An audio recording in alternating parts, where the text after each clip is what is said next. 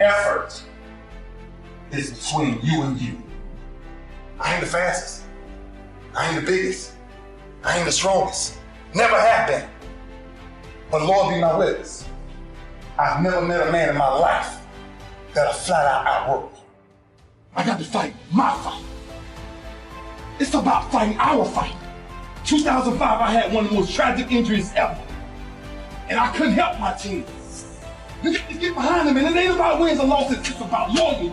It's about understanding, I'm gonna make the play or I'm gonna watch the play be made. It's simple. It's if I can tell my safety, you cover this because I'm going this time. It's a man on a man every time we play the game. It'll never change. It's about winning one-on-one battles. Fight your fight. It's our fight to fight. 1 and 6 doesn't define who you are. What defines who you are is what you do when you 1 and 6. What the man you will fight for. Give everything you got today, not because of the scoreboard, but because when this game ends, you'll have a brother to call for life. Remember, you gave everything you had. That's why no matter what nobody on the outside says, fight your fight. People can't do just anything to you. Life can't do just anything to you. I don't care how little you are, there is nothing as powerful as a trained mind. I changed my mind. I changed my default setting.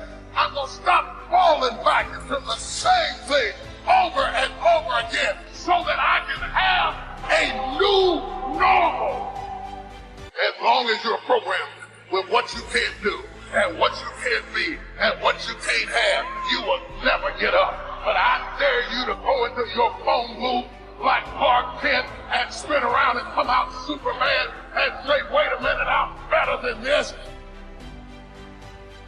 When it's no longer your normal, you will never go back to it like it used to have you. Because the moment you get out of the situation, you change back into who you're supposed to be. Both the pig and the sheep can fall into the same mud, but the difference is in the default. The pig is defaulted to lack the mud. The sheep has a default that says, I don't belong in this mess. I might be in this mess, but I don't belong. I gotta get out of here. What makes you such a good fighter? It's in my head 24/7. There's nothing else I can think. I don't think about nothing else.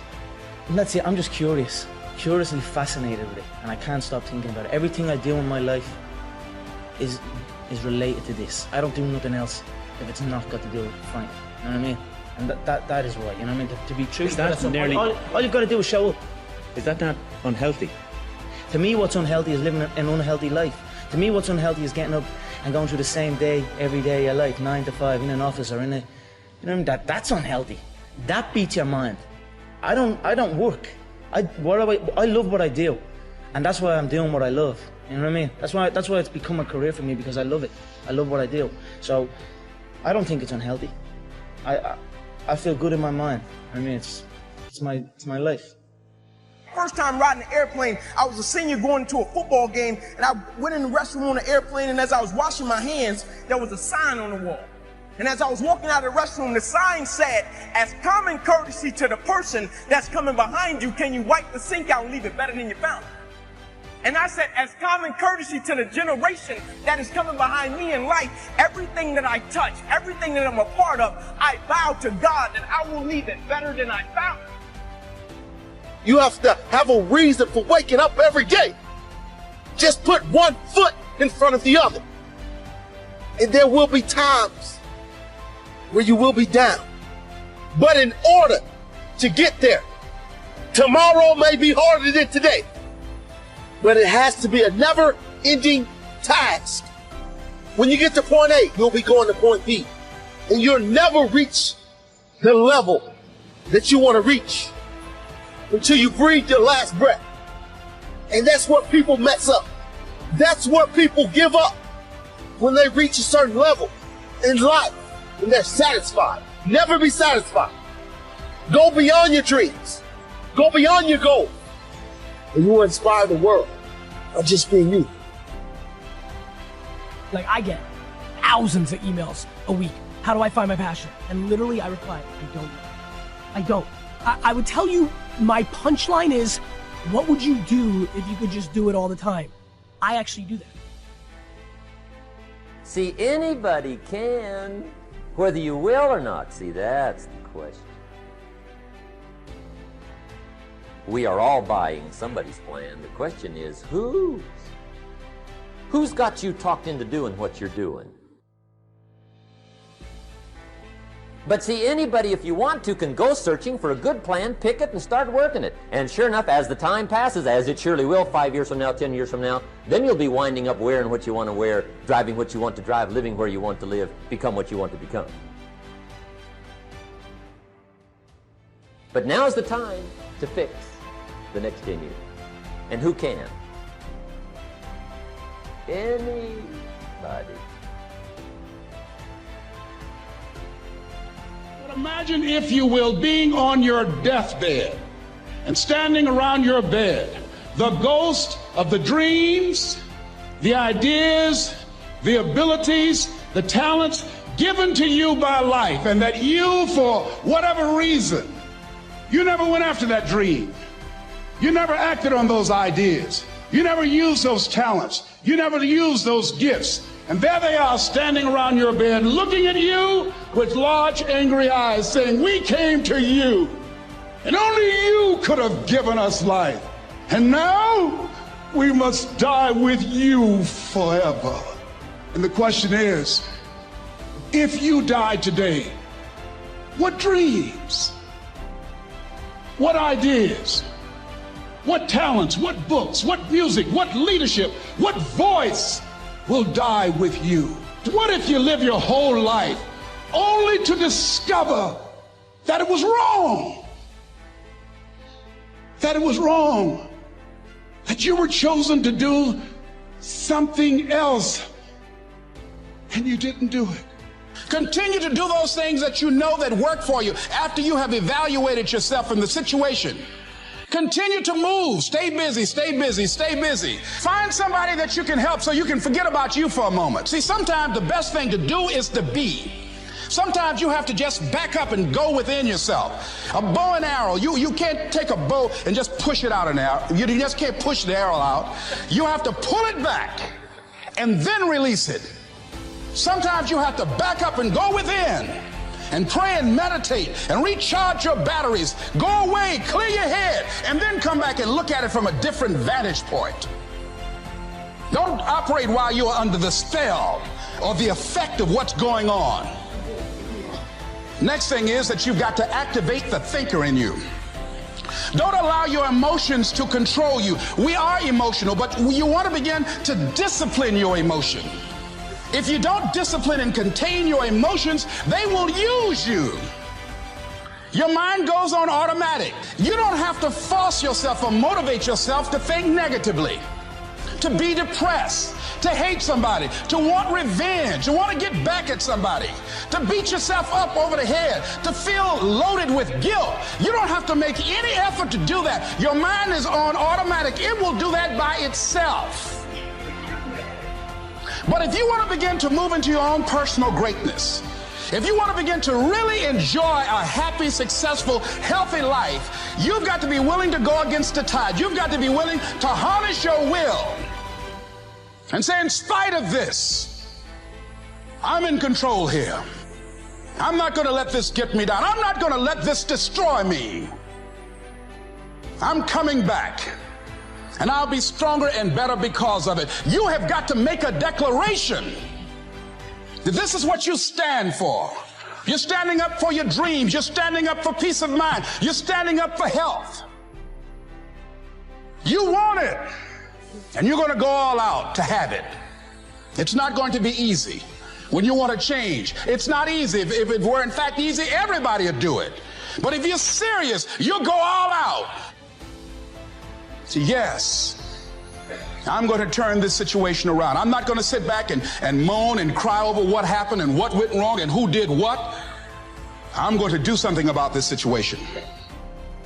The next thing that is important is that expect things to get better for you, because they are. See, life is cyclic. You're not, whatever experience you're having right now, it has not come to stay. It has come to pass. Not to stay, just to pass. It's just going through. The biggest challenge is to know what's happening. This is a part of this thing we call life. This too shall pass. And maintaining perspective, putting it in perspective. See, a lot of us, because of our limited vision of ourselves, a lot of us who begin to focus on problems and enable them to overwhelm us, we begin to think that we have no options. We begin to believe that there's no way out. There's always a way. Where there's a will, there's a way. I'm unstoppable. You've got to make those kind of declarations to yourself. I'm unstoppable. This will not get me down. And if I get knocked down, I'm going to be like Leo Pascal. You said you're going to have some low moments in life, but when you do, you will have high lows when you work on yourself. What are some of those things that you can do during this period of time? Go for walks. Do some things for you. Just go for a stroll so you can engage in some reflective thinking on life, on yourself, looking and enjoying the universe, smelling the roses along the way. Because you're going to have sometimes low moments when you won't want to get out of bed. You just want to stay there. At times you won't want to come out the house. At times you'll be feeling bad and don't know why. What's wrong? I don't know. It's necessary as you look at your goals and your dreams, it's necessary that you have a strategy and a game plan to change the story that you believe about yourself. And that's an ongoing process. I've discovered, and many people have, that what we do, what we accomplish, what we produce is a result of the story we believe about ourselves. My favorite book says, be ye not conformed to this world, be ye transformed by the renewing of your mind. And so as I began to work on myself, I realized that I'm getting out of one story and stepping into another story. As I become aware of some things, there's still some things I'm not aware of. So I'm still growing, I'm still developing. I'm like the lady who said, Lord, I ain't what I want to be, ain't what I'm going to be, but thank God I sure ain't what I was. But I realized that you have to work on yourself on a regular basis, and write this down, for mental mindset. For mental mindset and stamina. Because things are going to happen to you. I believe that the reason that most people go to their graves with their talents and abilities and skills in them is because of the fact, number one, many are like me. They didn't know that they didn't know and thought they knew. I thought I knew myself, and I really didn't know myself as well as I thought. I've discovered that sometimes people can take you to a place within yourself that you can't go by yourself. The other reason is I was afraid. I never worked for a major corporation. I wanted to speak for corporations. I was afraid I would be exposed because I don't have a college education. I felt inferior because of the fact that I don't have a college education. I allowed that level of fear of failure to stop me. And because I never had any experience in it, I assumed that I could not do it. I was paralyzing myself by believing and assuming the limited part of myself as opposed to believing that I had something special. You have something special. There's something you want to do. Because you don't know how to do it doesn't mean that you can't learn. I like something that I heard. You don't have to be great to get started, but you have to get started to be great.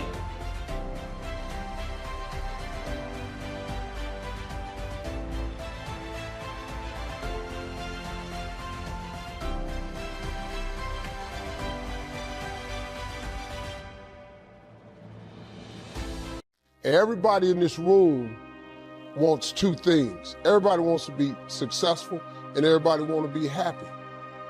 I'm going to tell you something about that. That happiness and success is available for every last one of you. But I'm going to tell you what you're going to have to do. You're going to change your mindset.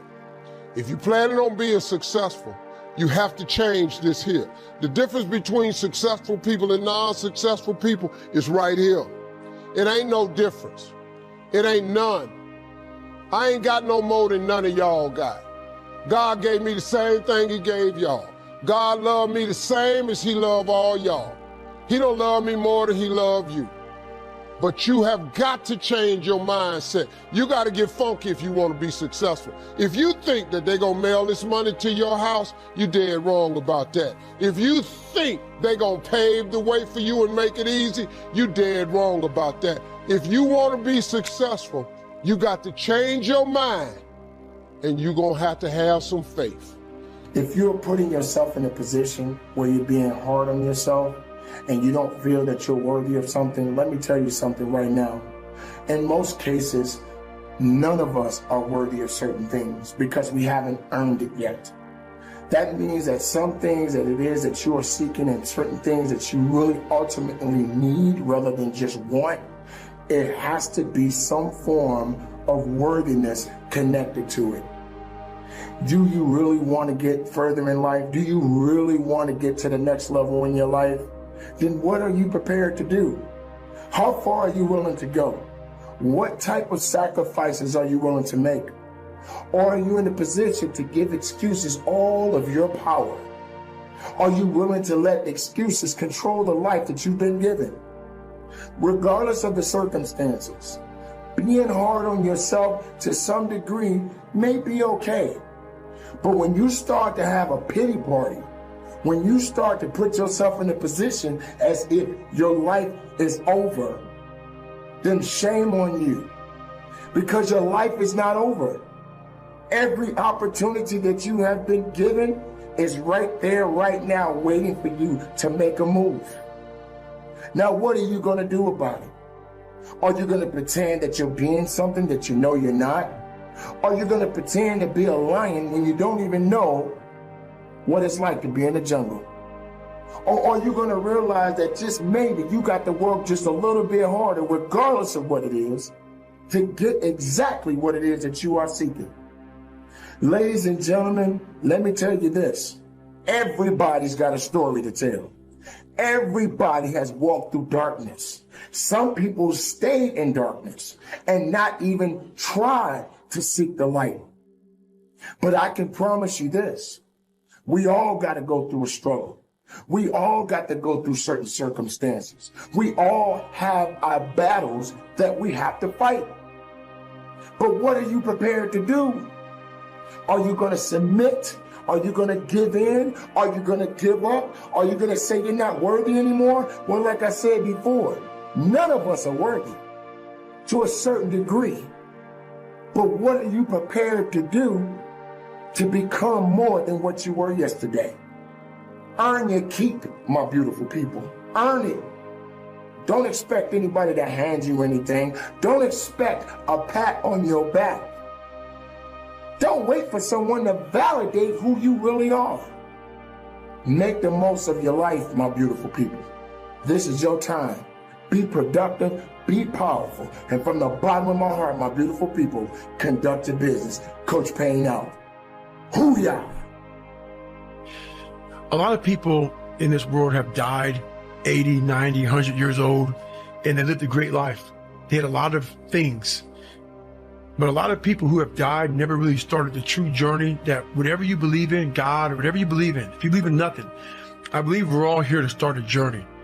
And that journey is fucking hard. If you choose your real journey. Most of us, we decide to take a different journey in life. It's a journey of least resistance. And so what I challenge people to do is to realize that in themselves that, yeah, I have taken a lot of left turns and I should have stayed straight because why? I wasn't good at something. And it embarrassed me to not be good at something, or I wasn't the smartest person, or this or that, whatever all these excuses are that we build up. Find the truth of who you are. Go back to the start of your journey and go down that path. I guarantee you, if you finish that journey and you don't fear and waver and go places that are very easy, the other end of that journey, let me tell you, is a peaceful end. I'm not saying it's over for me, but I believe the hardest part of my life is over. Mm-hmm. I can't imagine anything else being worse than this. So, yeah, to welcome to welcome the discomfort that comes with that, to like embrace the difficult aspect. We just want to run away from all that stuff. But that's if you really want to connect with who you are and you really want to feel fulfilled, right? Like you have to confront that, whether it's the lie that you're telling yourself about who you are, or the secret that you're keeping, or, you know, that thing that you wish you were doing, but you're too afraid to start doing it. And that's the moral of the story, man. Is stop putting categories on people, and because you are insecure yourself. So it makes you feel better as a person to say, this guy did this or this girl did that or whatever. It makes you feel that much better. People love seeing failure. It makes them feel so good about themselves to see somebody not succeed at something. Makes them feel better.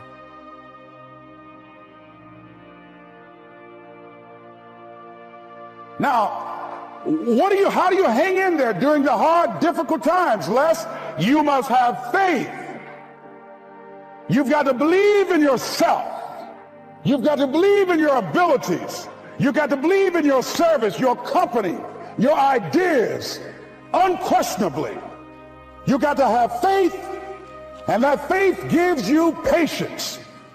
That it's not going to happen as quickly as you want it to happen. A lot of things are going to happen that will catch you off guard. And so therefore you've got to deal with and handle it as it comes. And not only that, but that faith and patience drives you into action. You've got to keep moving and keep plugging away. In the Far East, they have something that's called the Chinese bamboo tree. The Chinese bamboo tree takes 5 years to grow. And when they go through a process of growing it, they have to water and fertilize the ground where it is every day. And it doesn't break through the ground until the 5th year. Okay? But once it breaks through the ground, within 5 weeks, it grows 90 feet tall. Now the question is, does it grow 90 feet tall in 5 weeks or 5 years? The answer is obvious. It grows 90 feet tall in 5 years, because at any time that person stopped watering and nurturing and fertilizing that dream, that bamboo tree would have died in the ground. And I can see people coming out talking to a guy out there watering and fertilizing the ground that's not showing anything. Hey, what you doing? You've been out here a long time, man. And the conversation in the neighborhood is, you growing a Chinese bamboo tree, is that right? Yeah, that's right. Well, even Ray Charles and Stevie Wonder can see ain't nothing showing. You know that's how people are going to do you? So how long have you been working on this? How long have you been working on your dreams? And you have nothing to show. This is all you got to show. People are going to do that to you. And some people, ladies and gentlemen, they stop. Because they don't see instant results. It doesn't happen quickly. They stop. Oh, no. You got to keep on watering your dream. And when it began to happen, they stopped laughing. They said, look, whoa, look here. Look up. Hey, man, you know, I know you could do it. Look here, you got a job here?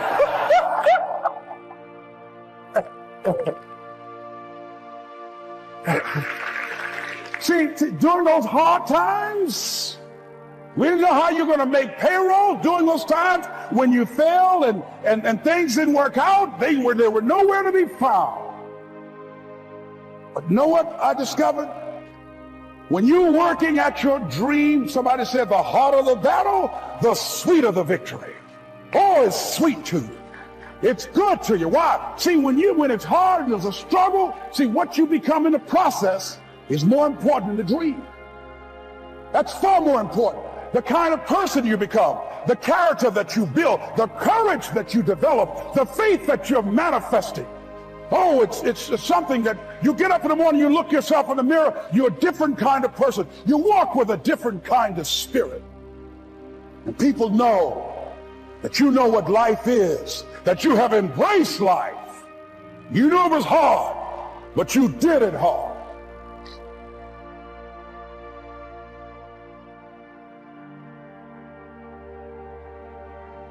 Behind every moment of adversity in your life, there is a blessing and a lesson. Every moment of adversity has those two things. Pain always leaves a gift. Always. It's not going to change for you. Don't worry about the people that God has removed from your life. He saw things you didn't see. He heard conversations you couldn't hear, and he made moves you wouldn't make. And that's it. But now if you're gonna stay there and cry, see, here go the problem with them. Okay, they close your company. You stand at the door, open the door, open the door. The company's closed. You gotta open back up, get some more investors, open your company. Could it be that all he wants you to do is go, wow, it's been great, been some years, walk up the hall? Could it be that there's a different door that he wants you to go through that was better than the door that got shut in your face? It's really, you have to live your life in the expectation of wonderful things happen. God is a merciful God. He didn't bring you this far to leave you. He didn't set you up to fail. You're tripping. You're tripping, man. He only wants to progress his children. That's all he wants to do. Even if you're wrong, he forgives us. Just keep moving, man. It ain't nothing. This thing right here, really, man, you got to look. So many good things have happened to me. Now, look, I've had some painful moments in this like you. But hey, I look for the bright side, man. I expect something good to happen. I'm back at work. I don't know what he was doing, but he'd have made a move for me because I ask him to all the time. And then I just sit in expectation and wait and see what he got for me because he got something for me. Somebody asked me a question the other day. If you could go back to any period in your life, what period would you go back to? I ain't ever had it this good. This is the best of my life ever been. You gotta be nuts. Man, you wouldn't want to be 25 again? Are you kidding me? The 25-year-old dude that was me? I'm so glad that idiot is gone. No. 63 years old, man. It's the best my life ever been. You know what I'm saying? But that's a scripture, though. If you honor me, your latter days will be greater.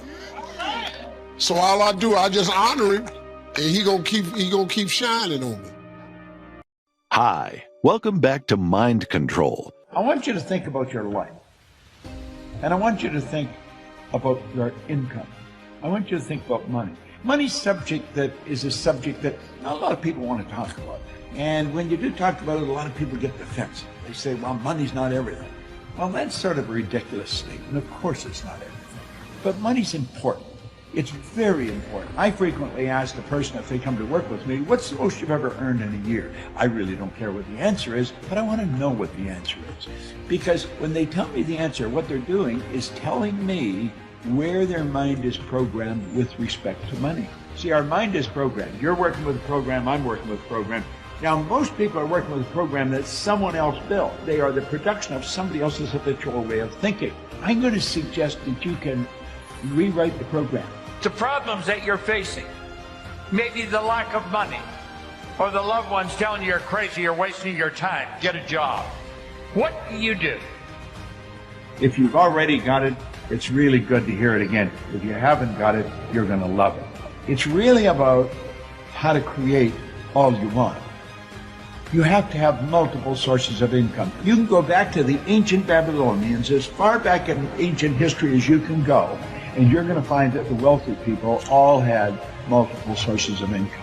3% of our population are earning 97% of all the money that's being earned. And everybody says that's unfair. Well, it's based on a law. That's really what it's based on. Our income is the harvest of our production.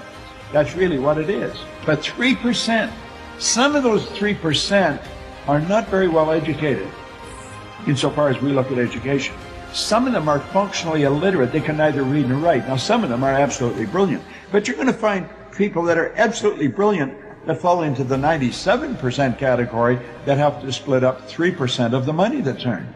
Why and how does this happen? My income went from $4,000 to $175,000 in a year.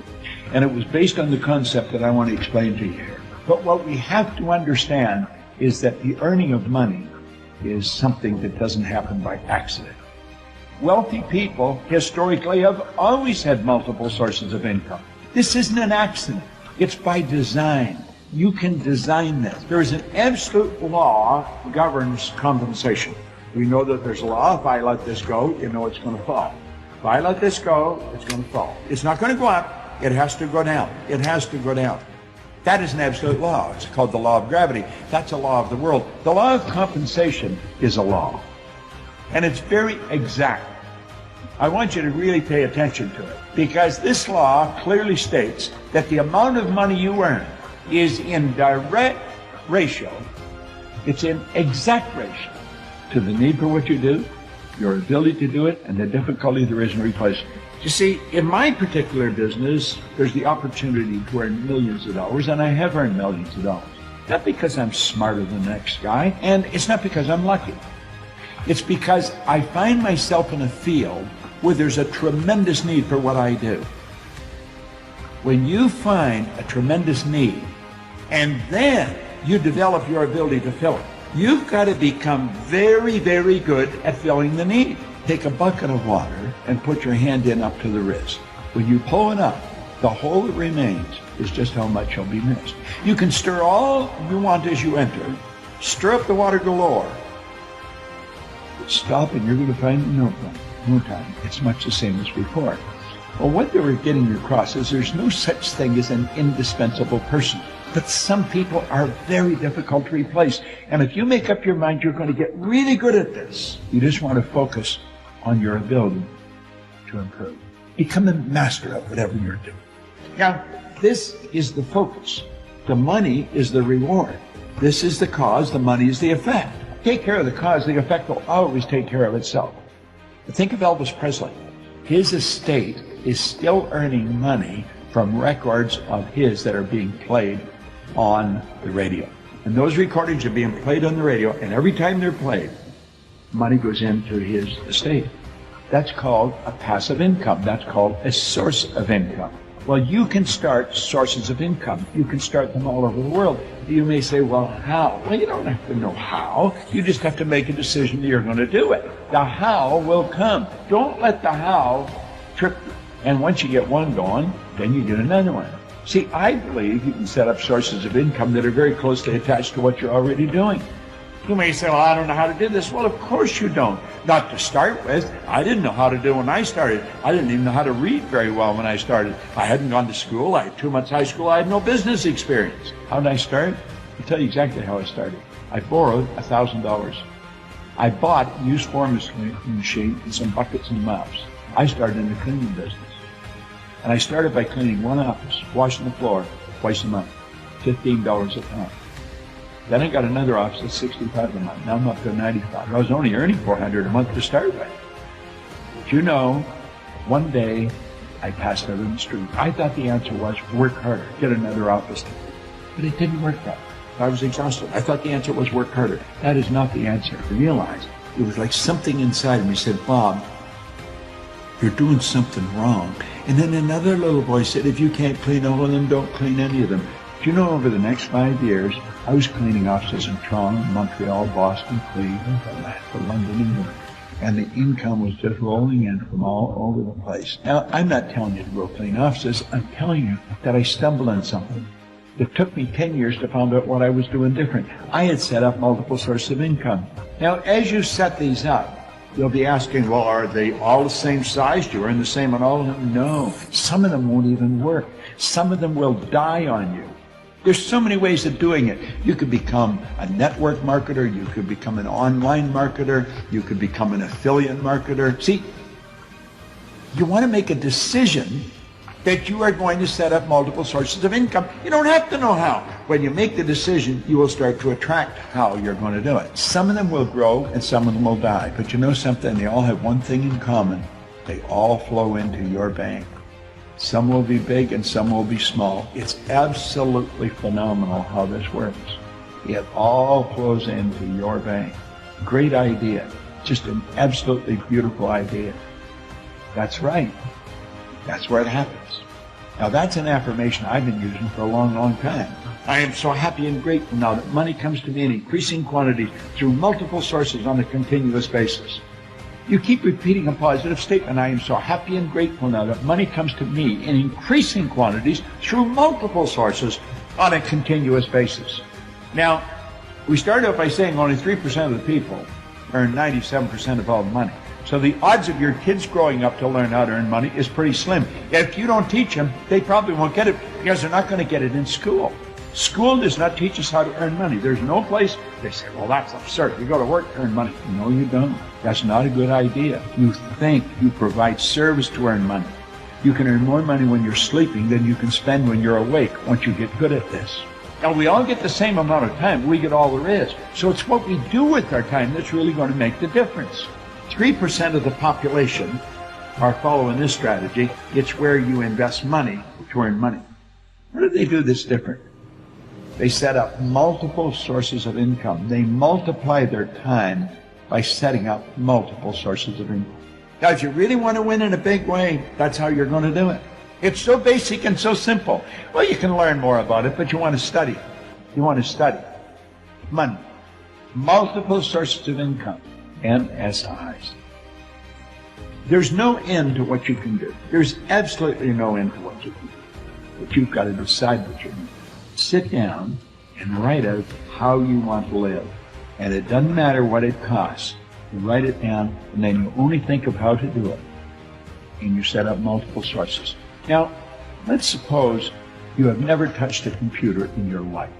You're going to learn how to use the computer, how to work with it. It's going to take you a while. And the strange thing about computers, when you learn something, it leads you into learning something else, and then you learn something else. It's sort of like an evolution that takes place in your mind as you start working. At least that's the way I found it, and most of the people I know. When I first started, I didn't even know how to turn it on. But when you make up your mind that you're going to earn yourself a specific amount of money every year, he said that magic million. Anybody can learn how to earn $1 million. I believe I can teach anybody how to do that. You've got to decide you're going to do it. And if you don't decide you're going to do it, odds of it happening are pretty slim. How's it going to happen overnight? No, nothing happens overnight like that. But over a period of time, let's say over 6 months, you're going to learn how to master this thing. You're going to learn how to set up MSIs. And after you learn how to do it, then you're going to start to learn how to multiply it. It's been said and ingrained in us that either you are a spiritual person or you are a rich, wealthy, successful person. One or the other, and the two shall never cross. That, my friends, is not only incorrect, it's completely bogus. It's old school. It's an old way of thinking. It doesn't work today in today's world and for today's conscious person. You can be kind, generous, loving, balanced, and spiritual, and really, really rich. And my highest recommendation is that you do all of it. So each of us has a personal money blueprint already ingrained in our subconscious mind. And it is this blueprint that will determine your financial life. Your money blueprint is basically how you think around money, success, wealth, and rich people. Bottom line, your money blueprint will determine your financial life. It is the root of your success, mediocrity, failure. If you are not using spiritual laws, you are missing out on the highest level of wisdom. When you ride on the ship, on the wind of the spirit, on the wind of the universe, and use the universe's power, you will naturally succeed. You know, I always wanted to be a millionaire, but it wasn't coming. I spent 10 years struggling. I had 4 businesses that actually went under in 1 year. I was lying on this lawn chair at my parents' condo because I couldn't afford any rent. And I was looking up to the sky, and I was just crying. I didn't know what to do. I was confused. I was embarrassed. I didn't know where to go. And I just looked up and I said, universe, please, please, please, somehow, if you help me, if you somehow I make it, I promise you, I will help other people do the same thing. So now, the reason I do what I do is you can just do it.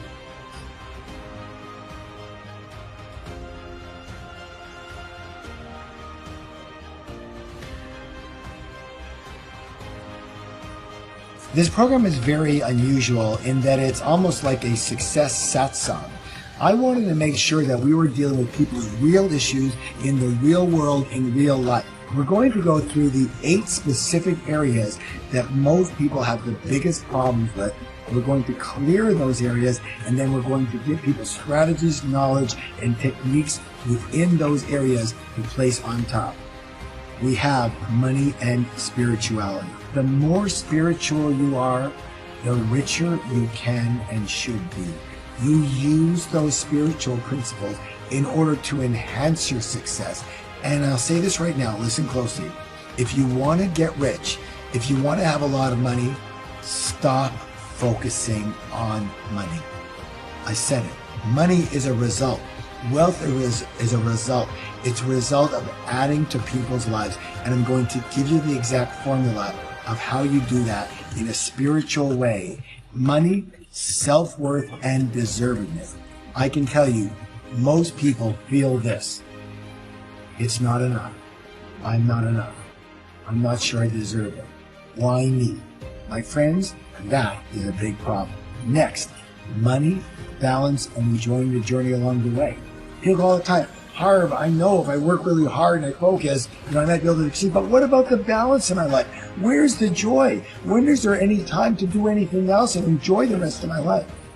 Next, money and money management. I'm going to give you the easiest, simplest, most effective method for handling your money. You're going to teach it to your kids. You're going to use it all the time. You're going to be laughing as you do it. It is so fun, and it works. Purpose and passion. You need to live your passion in order to get rich and keep your money.